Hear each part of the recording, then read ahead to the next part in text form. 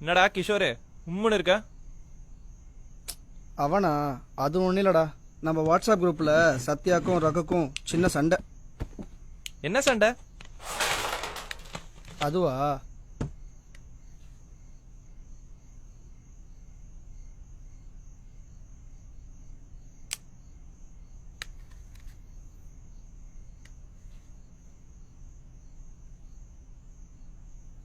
இதான் பிரச்சனையா?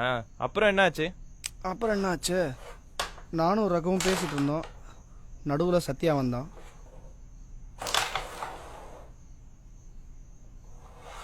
நகரா, வாடா, உங்க பஞ்சாயத்து தான் இங்க போயிட்டு இருக்கு. வரும்போதே கேட்டுச்சு. நீ ஏன் சொல்லு, இந்த நாடு உங்களுக்கு என்னடா பண்ணல? சும்மா தமிழர் அடிக்கிறாங்க, தமிழ் தமிழ்னு சொல்லிட்டு இருக்கீங்க.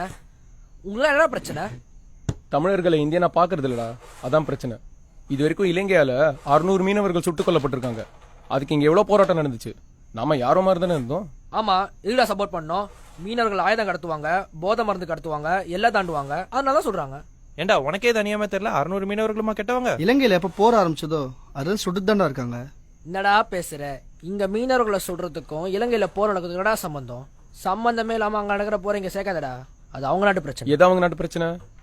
இது தமிழர்களோட பிரச்சனை. இப்ப வேணா நம்ம நாடால பிரிஞ்சிருக்கலாம், ஆனா மொழியால இணைஞ்சவங்க. அங்க பஞ்சம் பிழைக்க வந்தாங்க, தமிழர்களை ஒடுக்குனாங்க. அதனாலதான் அங்க போர் ஆரம்பிச்சது. அதை எதிர்த்து நிறைய அமைப்புகள் போராடினாங்க. அதுல ஒரு அமைப்பு ஆயுதம் எடுத்தாங்க. எல்லாம் தடை செய்யப்பட்டு தீவிரவாத கொண்டா. ஏய் விர்ரா, இதுக்கேண்டா அவனை முறைக்க? ஏய் கையறா, விர்ரா விர்ரா.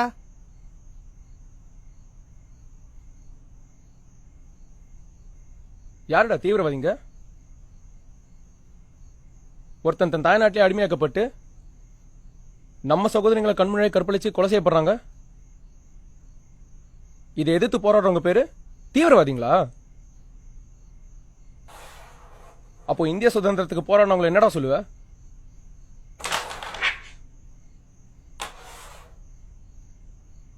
சுதந்திரத்துக்காக போராடினவங்கள இந்தியாவோட சேர்த்து 32 நாடுங்க தீவிரவாதின்னு சொல்லி தடை செய்ய மாட்டாங்க.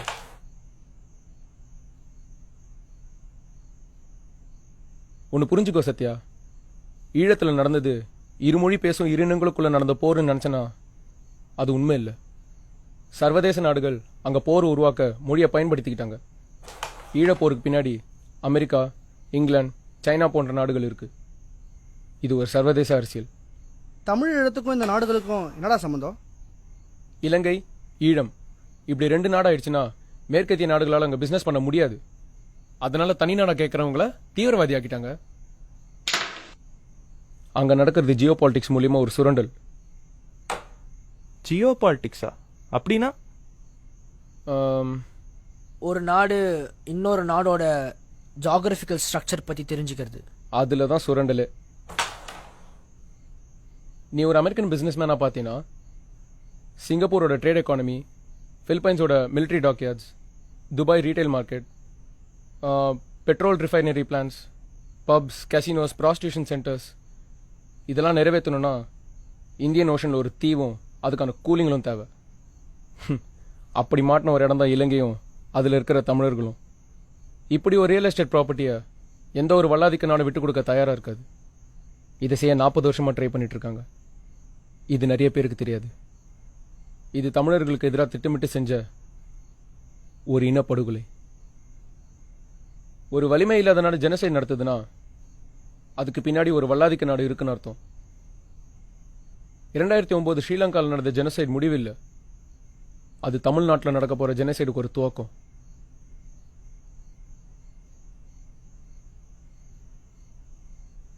டேய் ஆற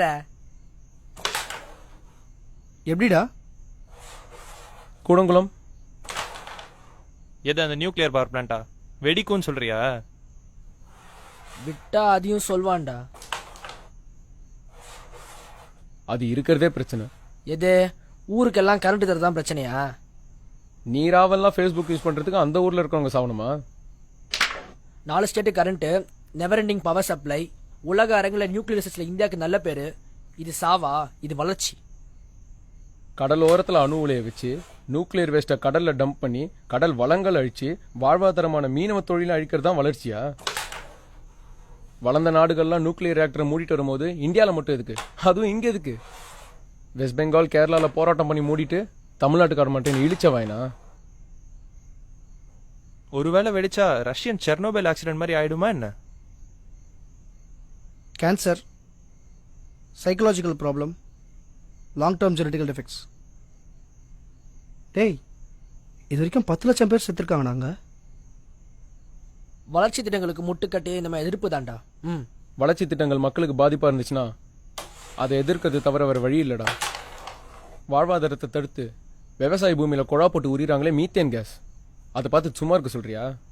தெரியும்டா, ஒரு வெளிநாட்டு கம்பெனி தஞ்சாவூர், திருவாரூர், நாகப்பட்டினம் டிஸ்ட்ரிக்ட்ல 1500 அடியில பைப் லைன் போட்டு மீத்தேன் கேஸ் எடுக்கிறாங்க. எரிவாயு கிடைக்குதுல்ல, ஓ வீட்டு எடுப்புறதுல. ஒரு தடவை மீத்தேன் கேஸ் எக்ஸ்ட்ராக்ட் பண்ணி எடுக்கிறதுக்கு 5,66,00,000 லிட்டர் நீரும் 400 லாரி மண்ணும் 635 விதமான ரேடியோ ஆக்டிவ் கெமிக்கல்ஸ் பயன்படுத்துறாங்க. மைனஸ்டா, காயின் வை. இந்த ப்ராஜெக்ட்ல வேற 2000 கிணறு. விவசாய நிலத்தை அழிச்சு கேஸ் எடுத்து சாக கிடக்கிற விவசாய வீட்டில் அடுப்பெரிய வைக்கிறது தான் வளர்ச்சி திட்டமா? என்னடா இது ரெண்டும் வந்தாலே பாதி தமிழ்நாடு காலி போல இருக்கு. இன்னும் இருக்குடா. தேனியில் ஒரு அணு ஆராய்ச்சி நடக்க இருக்கு. 8 லட்சம் பாறையை குடஞ்சி எடுத்து இயற்கை வளத்தை அழிக்க போறாங்க. இதெல்லாம் தெரிஞ்சுமா கவர்மெண்ட் சும்மா இருக்காங்க? இதெல்லாம் தெரிஞ்சுக்காம நாமளும் சும்மா இருக்கோம்.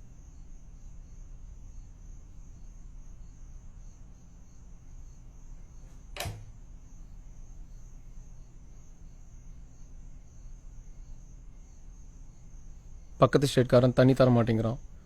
கொஞ்சம் கொஞ்சமாக நம்ம நிலத்தை அவனுக்கு சொந்தமாக்கிக்கிறான். வடநாட்டுக்காரன் நம்ம எக்கனாமிக் வெல்த்தை பறிச்சுக்கிட்டு வரான். ஒரு இனம் தான் சொந்த மண்ணிலே தனது பொருளாதாரத்தையும் வாழும் நிலத்தையும் இழந்தா ஜெனோசைட். இத தடுக்க முடியுமா? இந்தியாவில் யங்ஸ்டர்ஸ் அதிகம், அதில் டாக்டர்ஸ், இன்ஜினியர்ஸ் ரொம்ப அதிகம். ஆனால் இப்போ நம்மளுக்கு தேவை பொலிட்டீஷியன்ஸ். யங்ஸ்டர்ஸ் கையில் இருக்கிற மொபைல் ஃபோன் மாதிரி அரசியல் பற்றின அறிதலும் புரிதலும் அத்தியாவசியம்.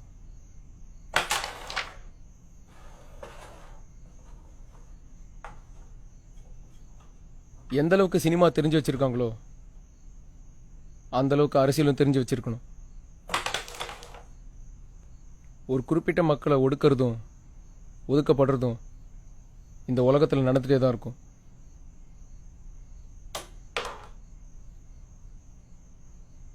அதில் நியாயமான கொள்கை உள்ள மக்களோட முதலடி போராடணும்.